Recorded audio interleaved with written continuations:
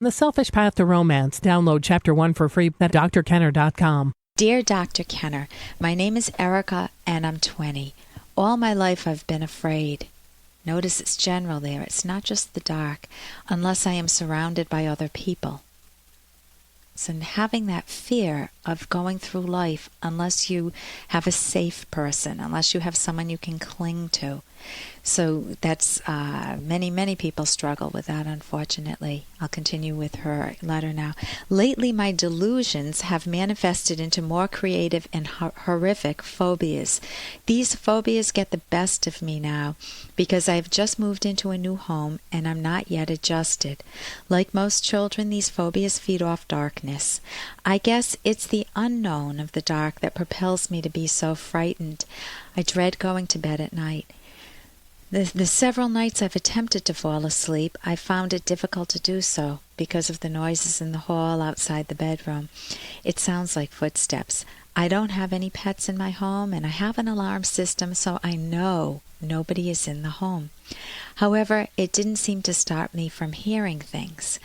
The next night, I attempted to fall asleep. I could have sworn that I felt a vibration on the foot of my bed, what seemed to be the weight of a cat jumping onto the bed. I was resting on my stomach, and it was pitch black in the room, and I was afraid to look. My suggestion right there is, look. You never want to avoid. You look. And you'll see that no cat is there, and it will start to put a lie to all of this nonsense. Continuing again, every night I wake up restless and drenched in perspiration from nightmares I've had during the course of the night. I know that this must seem crazy. It must be a product of my imagination. However, I can't get myself to fully believe that. Moreover, when I work out on my treadmill, I constantly interrupt my workout to stop what I'm doing and look over my shoulder at the stairs because I feel as if someone is coming down the steps. I constantly have the feeling that someone's behind me and it needs to stop. I know that I should see a professional about this, but I feel ashamed. I'm 20 years old, and it's time I grew out of this childhood phase. However, it seems irreversible. I'm in desperate need of an opinion. Erica. Erica, the first thing I want to say is I'm so glad that you reached out, because you did reach out to me, and that's a first step. And especially with a phobia like this, they're common, they happen in adults, and they are completely reversible. Not only that, but relatively simple to lift. And I don't mean you can lift it overnight. The main thread that I'm hearing in this, though, is I suspect that you've had some trauma in your life from a very young age. If you've been feel like you always need to be surrounded by people and you're afraid.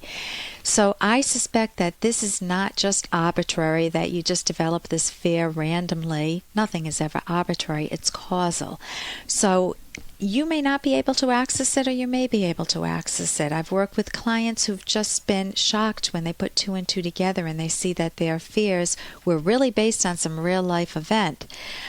So I recommend that you definitely get some therapy and see if there's some trauma behind this. People actually going after you and you needed to look over your shoulder, or something that happened in the dark that was scary and you said to your mind it's important to be vigilant, to look out and be watchful to make sure that this never happens again.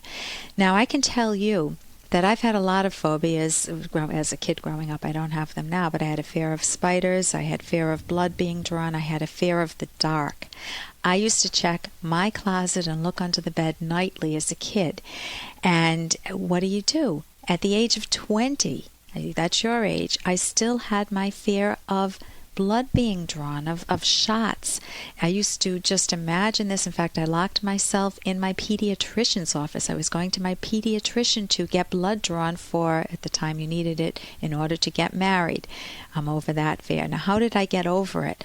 Well, Hey, I got to interrupt this because we've got to pay some bills. 30 seconds, that's it. A very quick ad, and then Ellen will be back. Do you ever feel overlooked in your romantic relationships? Well, when it comes to love, sometimes it's good to be selfish. Find out why in the provocative book, The Selfish Path to Romance. Being selfish means valuing yourself, so your partner will value you. Discover the secrets to keeping yourself front and center in your relationship and building a romance that will last. Find The Selfish Path to Romance by Drs. Ellen Kenner and Edwin Locke on Amazon or at selfishromance.com. That's The Selfish Path to Romance on Amazon or selfishromance.com. I was going to my pediatrician to get blood drawn for, at the time you needed it, in order to get married.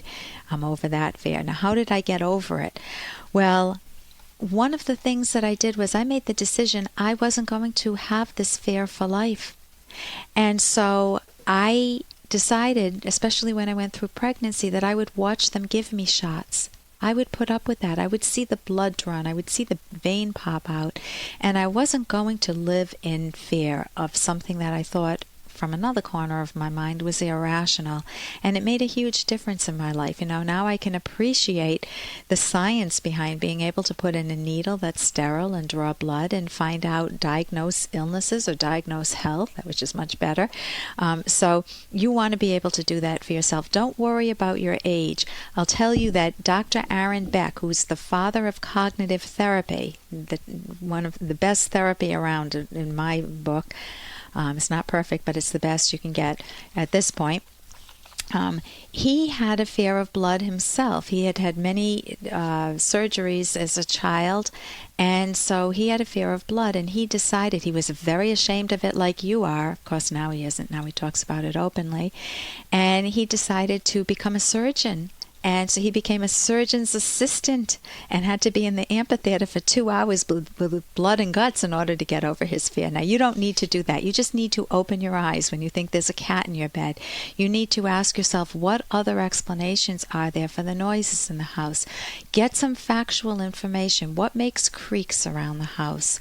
And take pride in the fact that you're living on your own also. This is to deal not with the noises now, but take pride in the fact that you are on your own now, and that it's not that you need people around, but you're capable of surviving independently. And what a good opportunity to go through this transition period for yourself.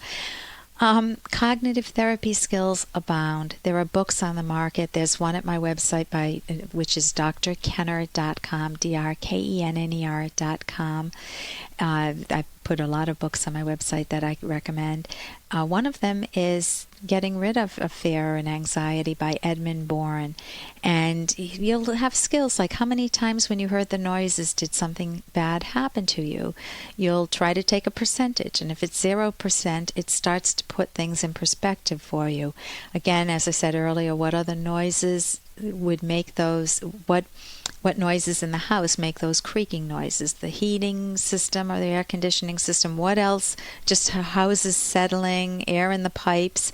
Then know about the power of imagination. Hypnotists use that all the time. Your eyes are getting heavy now. Now, your eyelids are not getting heavy, but they feel heavy. So if you tell yourself there's a cat on your bed, if you tell yourself that there's a vibration, then you've got a very good imagination. You could use it to create a Disney movie, but don't use it as a horror movie. I don't like that genre.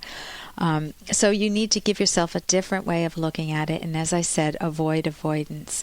There's a darling little book, Berenstein Bears in the Dark, and it just helps kids through this. Well, as an adult, you want to help yourself through this, and there's absolutely no shame associated with it.